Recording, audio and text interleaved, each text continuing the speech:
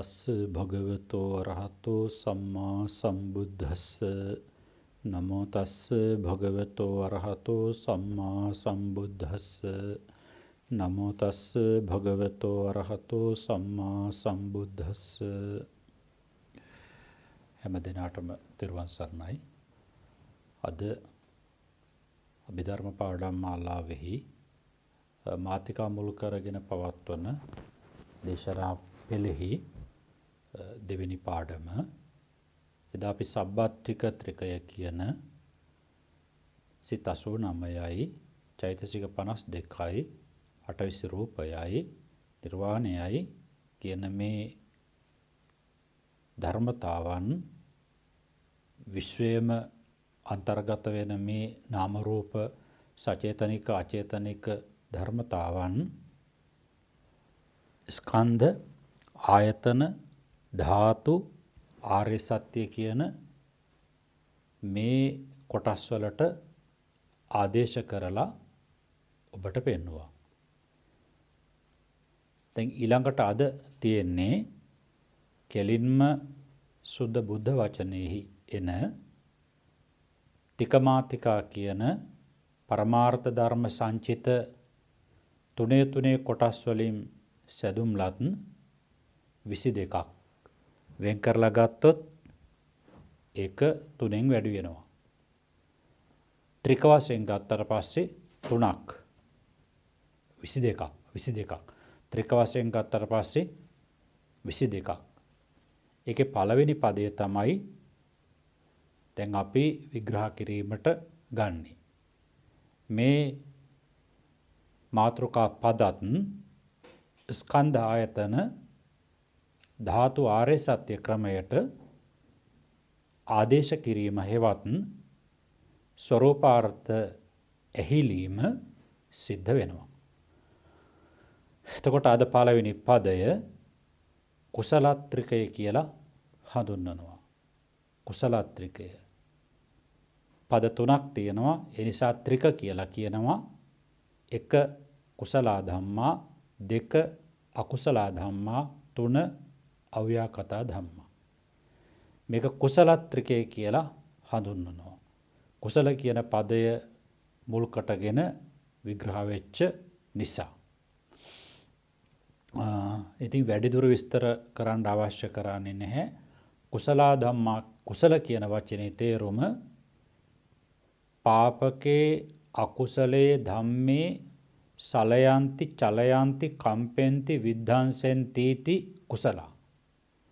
ලාමක වූ අකුසල ධර්මයන්, නින්දිත වූ අකුසල ධර්මයන් තදංග වශයෙන් දුර්වල කිරීම, විස්කම්බන වශයෙන් ඊටත් වඩා ප්‍රබල විදිහට මර්ධනය කිරීම, සමුච්ඡේද වශයෙන් මුලිනු පුටා දැමීම කියන සලයන්ති සැලීමටපත් කරනවා, චලයන්ති කම්පණයටපත් කරනවා, කම්පෙන්ති ඒ කම්පා කරනවා, විද්ධාංසෙන්ති තිබූ තැනින් දුරු කොට දානවා. මෙන්න මේ අර්ථය තමයි කුසල කියන පදයට විග්‍රහ වෙන්නේ. කුසල කියන පදේ යටතේ විග්‍රහය එන්නේ. එතකොට කුසල කියන එකේ දැන් අපි සාමාන්‍ය ලෝකයේ වුණත් කුසලය කියනකොට දක්ෂතාව, දක්ෂය කියලා කියනවා. රහතන් වහන්සේටත් කුසල කියලා කියනවා. ලෝකේ සමඤ්ඤං කුසලෝ විදිත්වා. එතන කිය කුසලෝ රහතන් වහන්සේ, බුදුපස්සේ බුදුමහරහතුන් වහන්සේටත් කුසල කියලා දක්ෂය කියන අර්ථයෙන් යෙදෙනවා. එතකොට දැන් මෙතනදී අපි ඒ අර්ථයම තමයි ගන්නෙ. කුසල කියන්නේ දක්ෂතාව. ධම්මා කියලා කියන්නේ අත්තනෝ ස්වභාවං ධාරෙන්ති ධම්මා. ඒ ස්වාභාවික ධර්මතාවයෙහි ස්වභාවයම දරණ නිසා ධම්මා කියලා හඳුන්වනවා. එතකොට චතුරාර්ය සත්‍යම ධම්මා. දුක්ඛ සත්‍ය ස්වභාවය පීඩා ඇති කරන බව. සමුදය සත්‍ය ස්වභාවය දුකට හේතු සකස් කරන බව. නිරෝධ සත්‍යයේ ස්වභාවය දුක නැති බව. මාර්ග සත්‍යයේ ස්වභාවය දුක නැති කිරීමට පාර හදන බව. එතකොට මේ චතුරාර්ය සත්‍යම ස්වභාව ධර්මය. එතකොට ඒකයි කිව්වේ ඒ ධර්මතාවයේ ස්වභාවය යථාර්ථවත් බව දරණ නිසා ධර්ම කියලා කියනවා.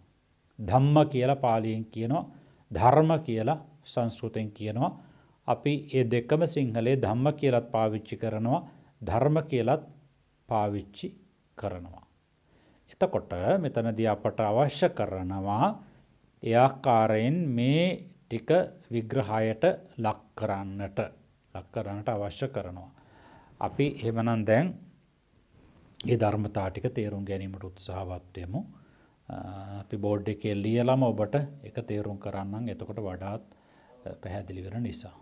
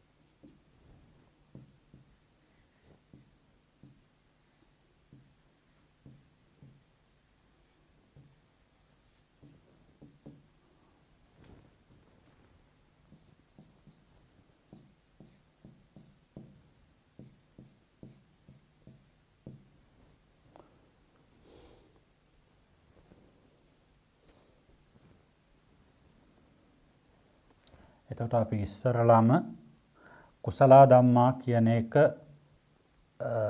ඒකට ඇතුළත් වෙන අවයව ටික තේරුම් ගනිමු.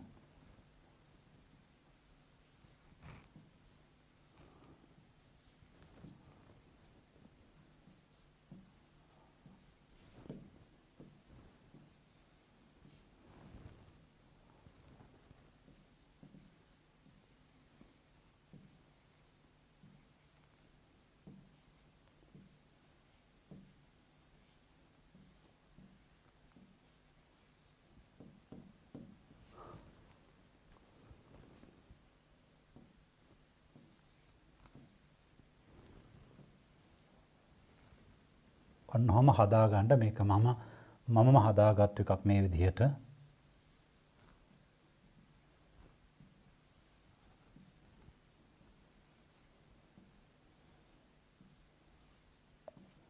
ඔන්න කුසල ධම්මා කියන එක ඔය ටික තමයි අතට අවයව ටික. කුසල ධම්මා කියන එකේ අවයව ටික කුසාසිත 21යි චෛතසික 38යි. ස්කන්ධ මේකේ කීයක් ඇද්ද කියලා නේද? හිතා ගන්න. එතකොට මේකේ රූපස්කන්ධේ නැහැ කියලා පේනවනේ. සිත් මුලුල්ලකුයි චෛතසික මුලුල්ලකුයි තියෙන්නේ. හැම වෙලාවෙම මතක තියාගන්න චෛතසික මුලුල්ල කියනකොට බොහෝ සෙයින් වේදනා සංඥා සංකාර කියන ස්කන්ධ 4 තියෙනවා. සිත් එකක් හරි තිබුණොත් විඥානස්කන්ධය තියෙනවා. දැන් මෙතෙන් ඒ විදිහට ගත්තට පස්සේ එහෙමනම් බලන්න රූපණි නැත්තේ. එහෙනම් පේනවා සිත් තියෙනවා. විඥානස්කන්ධය පේනවනේ. ඒ සිත්වල වැඩ කරන චෛතසික ටික තියෙනවා. එහෙමනම් වේදනා තිබිය යුතුයි සර්වචිත්ත සාධාරණ. සංඥා තිබිය යුතුයි සර්වචිත්ත සාධාරණ. චේතනාව තිබිය යුතුයි චේතනාව තියෙනවා කියන්නේ සංස්කාරස්කන්ධය තියෙනවා. එතකොට එහෙනම් වේදනා සංඥා සංකාර 3 තියෙනවානේ. ඊළඟට සිත් තියෙනවා විඥානස්කන්ධය තියෙනවා. ස්කන්ධ කීයද? 4ක් තියෙනවා. 4ක්. වැරදීමක් වුණ එක මකන්න.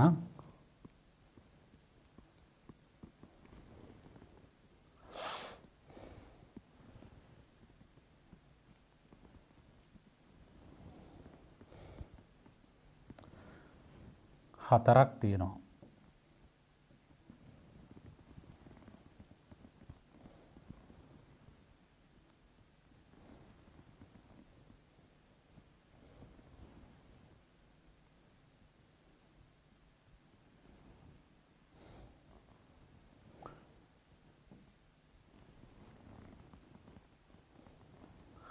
4ක් තියෙනවා. එතකොට හොඳේ 4යි.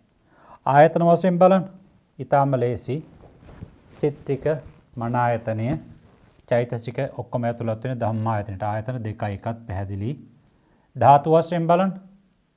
ධාතු වශයෙන් බලනකොට චක්කු ධාතු ආදිය නැහැ. චක්කු විඥාන ධාතු ආදියත් නැහැ.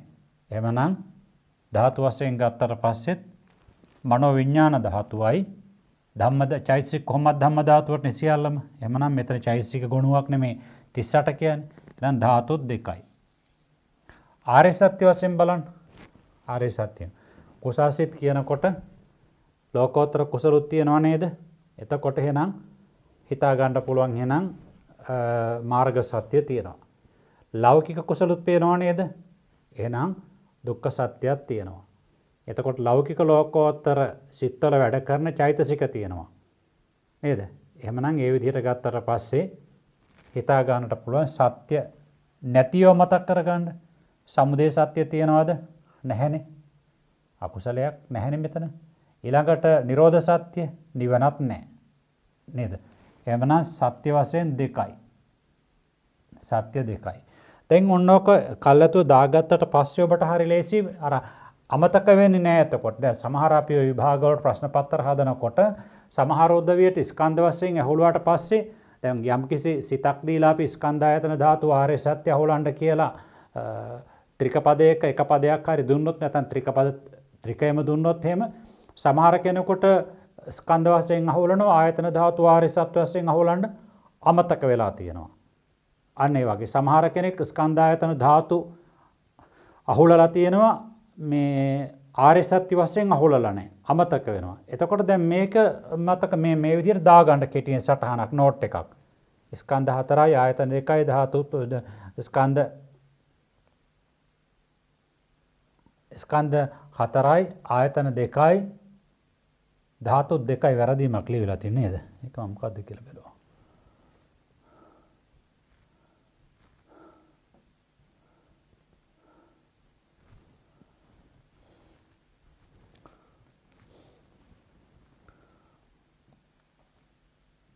දෙකයි නේද? දෙකනේ තියෙන්නේ ධාතුත් නැහැනේ 3ක්. එහෙනම් දැන් අපි ඔන්න අහුලන්න පටන් ගන්නවා. අර ඉස්සල්ලා සබ්බත්තික ත්‍රිකය අහුලපු විදිහම තමයි. පළවෙනි එක බලන්න මම කියවගෙන යන්නම්. ස්කන්ධ වශයෙන් 4ක් වෙන්නේ. කුසාසිත 21 වැඩ කරන චෛතසික 38න් වේදනා චෛතසිකේ වේදනා ස්කන්ධයයි සංඥා චෛතසිකේ සංඥා ස්කන්ධයයි ඊතුරු චෛතසික 36 සංස්කාර ස්කන්ධයයි. කුසාසිත 21 විඥාන ස්කන්ධයයි. අන්න ස්කන්ධ 4 හරිනේ. ඔන්න ඇහුලුවා. හරියක් දාගත්තාම මගේ ඇරෙන්නේ නැහැ. ඊළඟට ආයතන වශයෙන් ගත්තට පස්සේ කුසාසිත 21 ධම්මාය මනායතනයයි තත් සම්ප්‍රයුක්ත චෛතසික 38 ධම්මායතනයයි. ඊළඟ එක කුසාසිත 21 මනෝ විඥාන ධාතුවයි චෛතසික 38 ධම්ම ධාතුවයි. ආර්ය සත්‍ය වශයෙන් ලෞකික කුසාසිත 17ත් තත් සම්ප්‍රයුක්ත චෛතසික 38ත් දුක්ඛ සත්‍යයි. තව එක සත්‍යය අපට අහුලා ගන්න තියෙන නේද?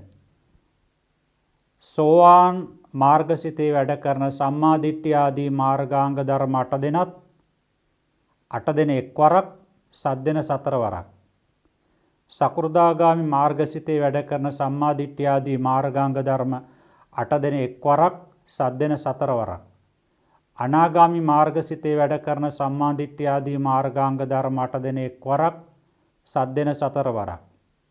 රහත් මාර්ගසිතේ වැඩ කරන සම්මා දිට්ඨිය ආදී මාර්ගාංග ධර්ම 8 දෙන එක්වරක් සත් දෙන 4 වරක් වශයෙන් මාර්ග සත්‍යයි. එතකොට අපි සබ්බත්තික ත්‍රිකයේදී ඔබට කියලා දුන්නා ඇයි මේ 8 දෙන එක්වරක් සත් දෙන 4 වරක් ආදී වශයෙන් යෙදෙන්නේ කොහොමද කියන එක. මෙතන කුසාසිත 21න් ලෝකෝත්තර සිත් කුසාසිත 4 ගන්නකොට ඒක කෙටි ක්‍රමයට ගත්තොත් ලොකු ක්‍රමයටත් ඒක ඇතුළත් වෙනවා. දීර්ඝ ක්‍රමයට ලොකු ක්‍රමයට ගත්තොත් කෙටි එකත් ඒකටම ඇතුළත් වෙලා තියෙනවා. අන්න ඒක මතක තියාගන්න. ඊළඟට දැන් ඔතන ඉතුරු වෙන කොටසක් තිබුණා නේද? මොනවද?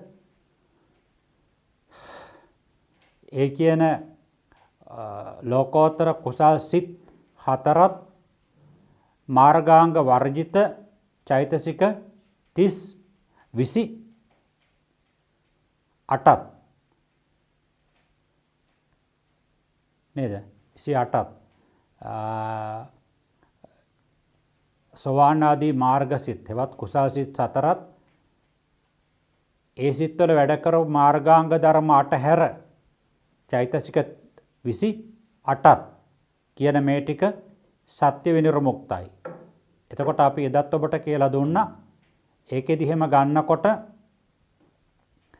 මාර්ග චිත්තයන් ඒ සිතේ වැඩ කරපු චෛතසිකත් එක්ක එකතු කරලා ඒ සිත් 4ම උනත් එකක් විදිහට අරගෙන ඒ හිත් 4ම වැඩ කරපු චෛතසිකත් එක ගුණයක් විදිහට අරගෙන එකතු කරලා අපි ගන්නවා දැන් මාර්ග සිත ඒක වැඩ කරපු චෛතසිකය තුරුණා 28ක්. එතකොට මාර්ග චිත්තෝත්පාද මාර්ගාංග වර්ජිත මාර්ග චිත්තෝත්පාද 29 නැත්තම් 29 සත්‍ය විනිර්මුක්තයි. චිත්තෝත්පාදයක් කියලා කියන්නේ චෛතසික සහිත අදාළ සිතට. හරි. එනිසා ඔන්නෝමයි ඒක දෙන තුර ආර්ය සත්‍ය වශයෙන් දෙකක් ඒකත් අපි ඇහුලුවා. හරිනේ දැන්. ඔන්න එහෙනම් කුසල ධම්මා කියන පදේ අපි ඇහුලුවා. මේක අහුලලා ඉවර කළානේ. ඊළඟට අපි එනවා අකුසල ධම්මා කියන පදයට.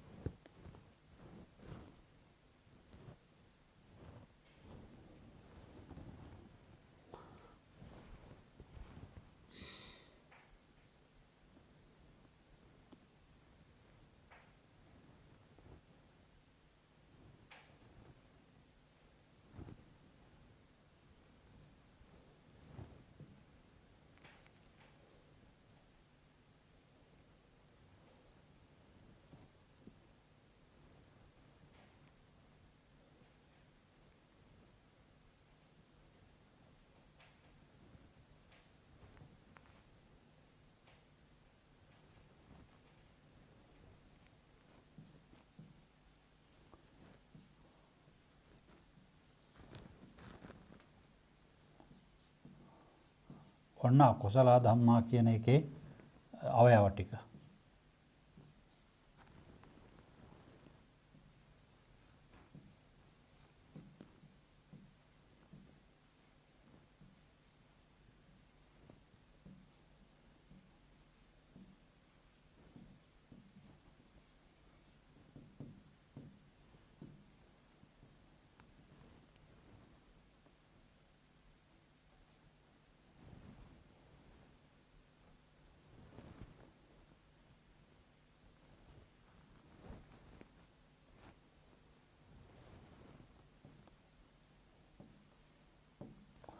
එතකොට දැන් මෙතනදී ඒ චෛතසික මොනවද යෙදෙන ඒවා කියලා හැම විග්‍රහ කරන්නට යන්න බෑ. ඒක අභිධර්මාර්ථ සංග්‍රහය කරනකොට බලා ගන්න. අභිධර්මාර්ථ සංග්‍රහය ඒ වෙනුවට අපි අභිධර්ම මාර්ගයේ කරනවනේ. චෛතසික පාදයේ කියන කොටස ඒකෙදි බලා ගන්න. මෙතනදී එච්චර දුර යන්න ගියොත් මේ පාඩම අපට යන්න බැරි වෙනවා. මේක තමයි අකුසල ධම්මා නේද?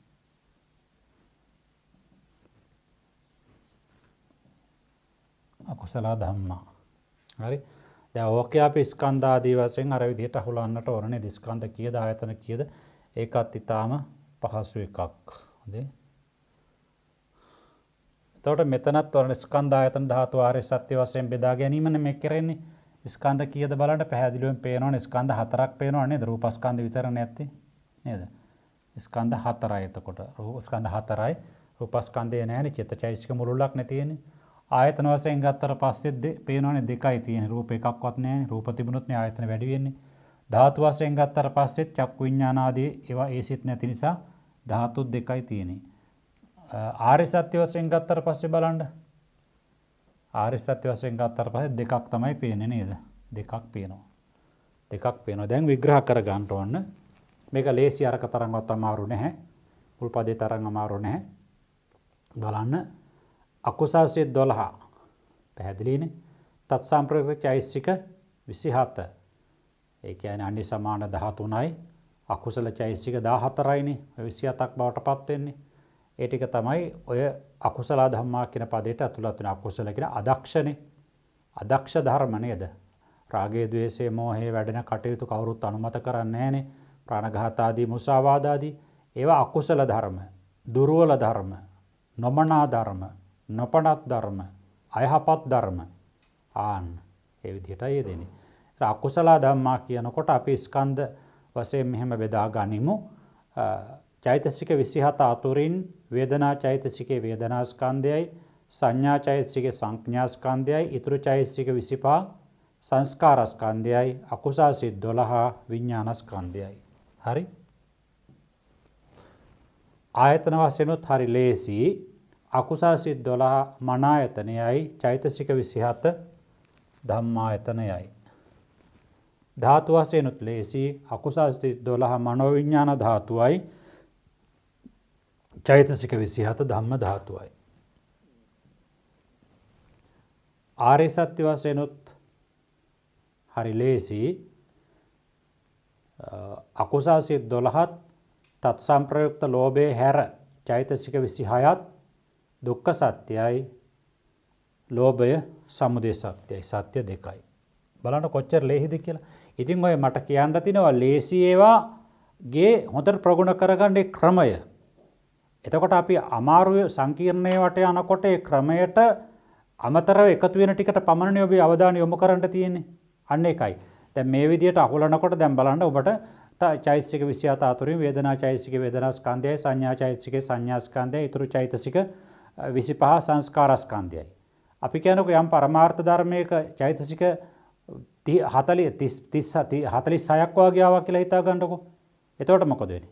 ඒකෙත් අර විදිහට වේදනා චෛතසික වේදනා ස්කන්ධයයි, සංඥා චෛතසික සංඥා ස්කන්ධයයි, ඊතුරු චෛතසික 44 සංස්කාර ස්කන්ධයයි. අර එකපාරටම බෙදා ගන්න පුළුවන්.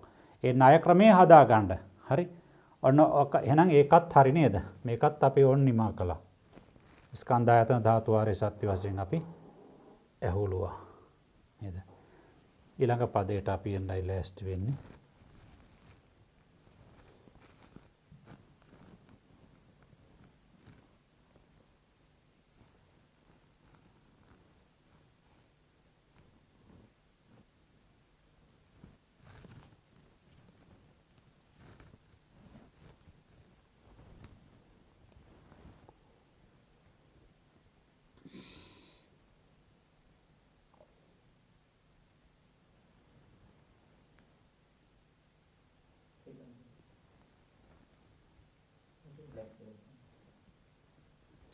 බ්ලැක් එක කල්ලාතු කරන්න ඕනේ නැද්ද?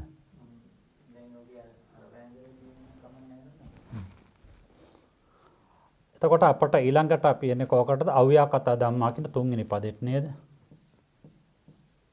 තුන්වෙනි පදේ. ඒක ටිකක් ඒකට පරමාර්ථ ධර්ම වැඩිපුර ඇතුළත් වෙනවා.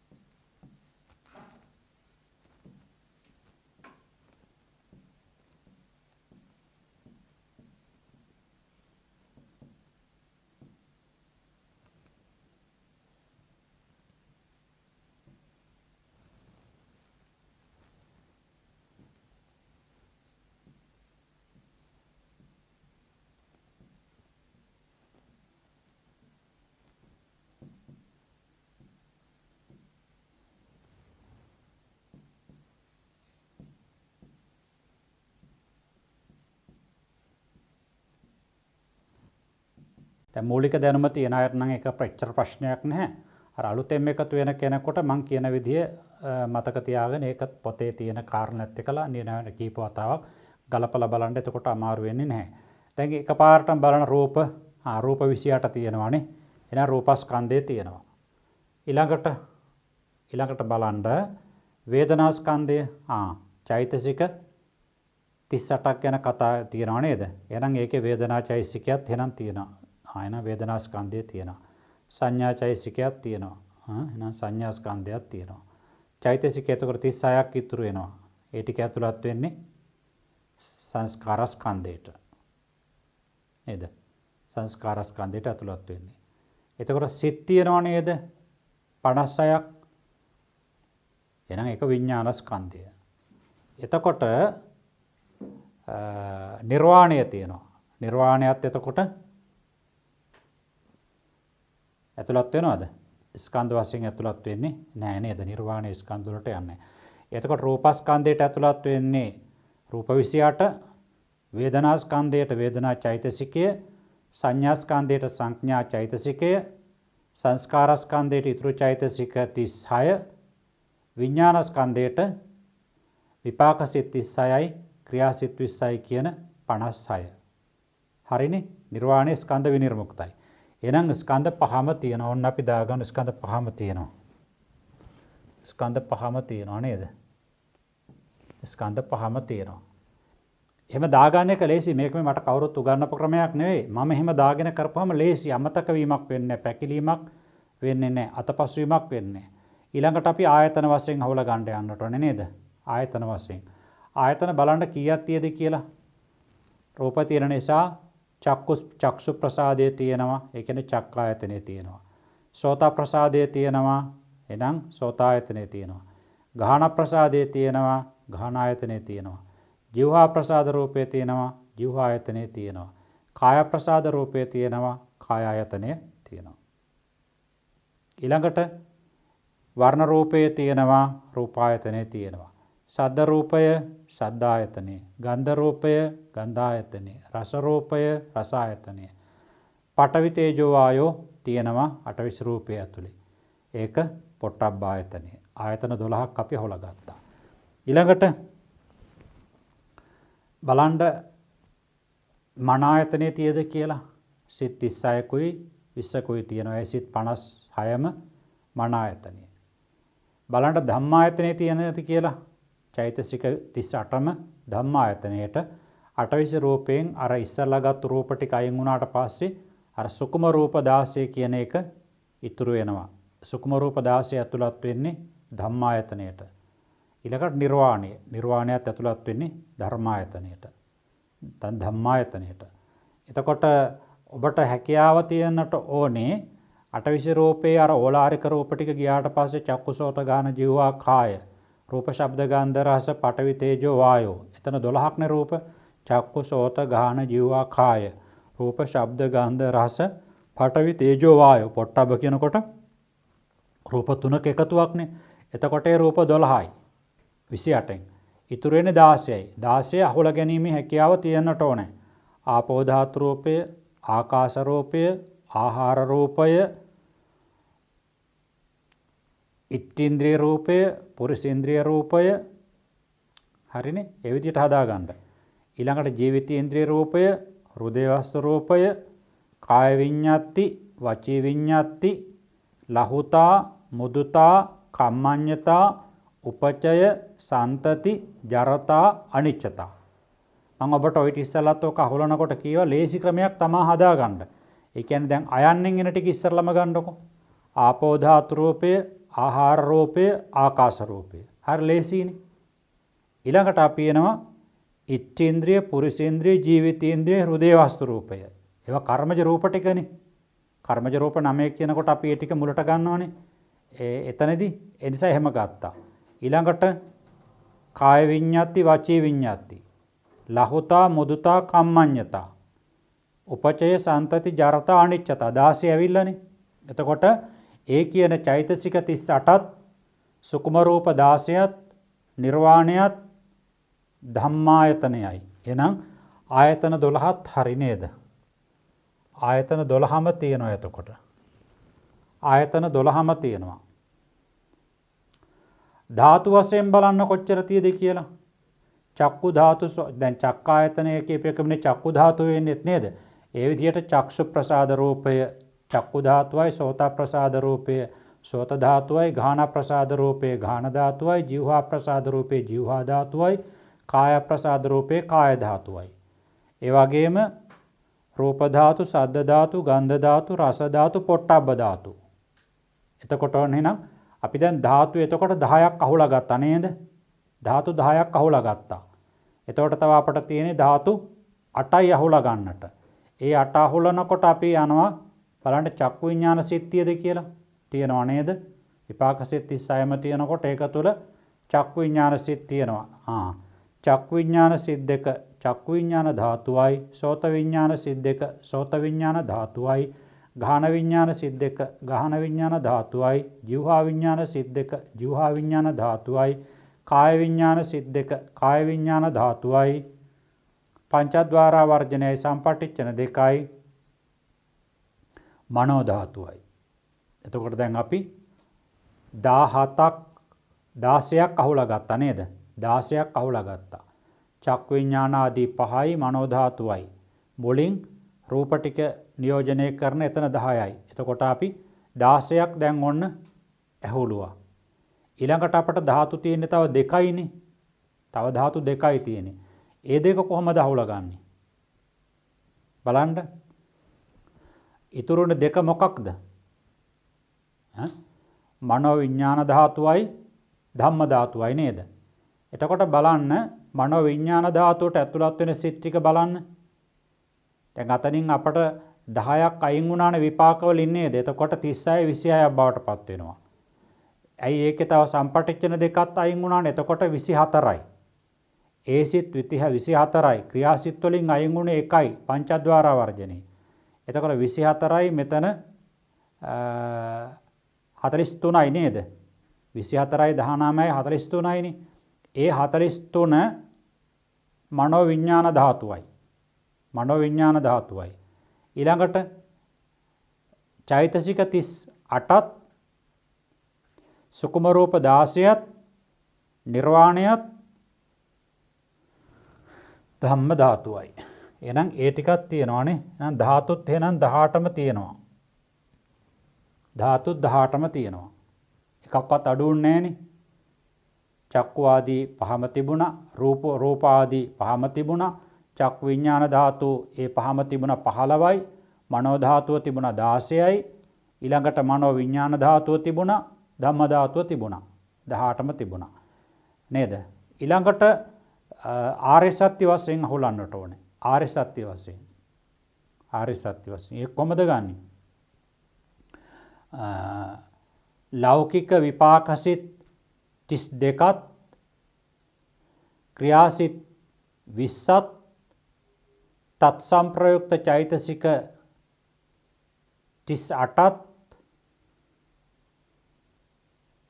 38 මේ නෑ මතක විදිහට පොඩි අඩුවක් එනවා අතන නේද? 38 මෙන් චුට්ටක් පොත බලමු නැත්නම් ඒක වැරදුනොත් හොඳ නෑ.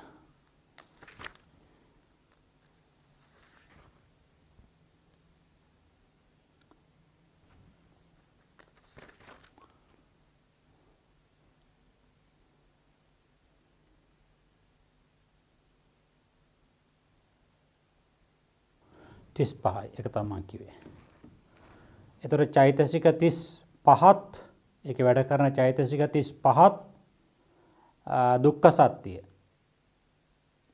සුක්මරෝ මේ රූප 28ත් නේද? රූප 28ත්. ඒ කියන්නේ ලෞකික විපාකසිත 34ත් 32ත් ලෞකික විපාකසිත 32ත් ක්‍රියාසිත 20ත් තත්සම්ප්‍රයුක්ත චෛතසික 35ත් අටවිසි රූපයත් දුක්ඛ සත්‍ය. නිර්වාණය නිරෝධ සත්‍ය. ලෝකෝත්තර විපාකසිත 4ත් තත්සම්ප්‍රයුක්ත චෛතසික 36ත් කියන ඵලචිත්තෝත්පාද 37 සත්‍ය විනිර්මුක්තයි. එහෙනම් සත්‍ය තියෙන දෙකයි. සත්‍ය දෙකයි. ඔන්න එකත් ඇහින්ද.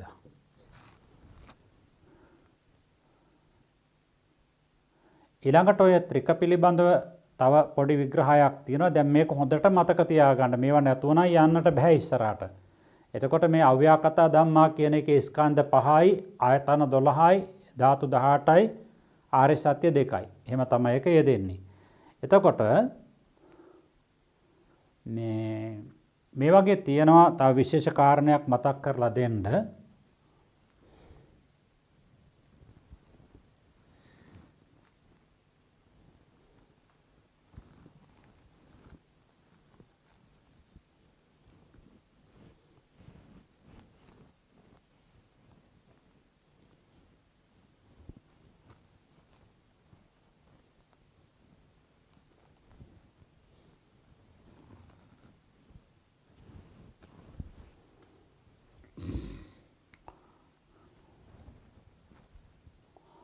ඔය ත්‍රිකවල තියෙනවා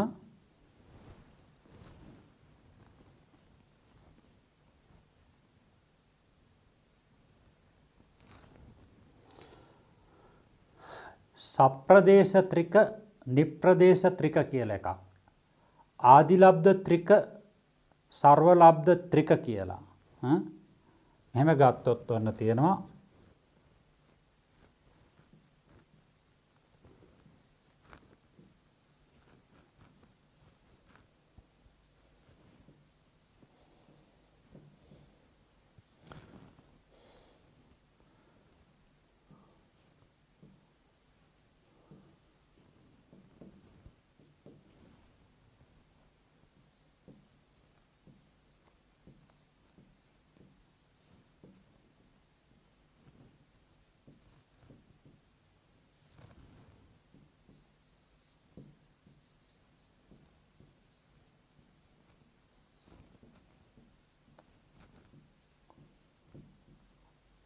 මේකකොත් තියෙනවා.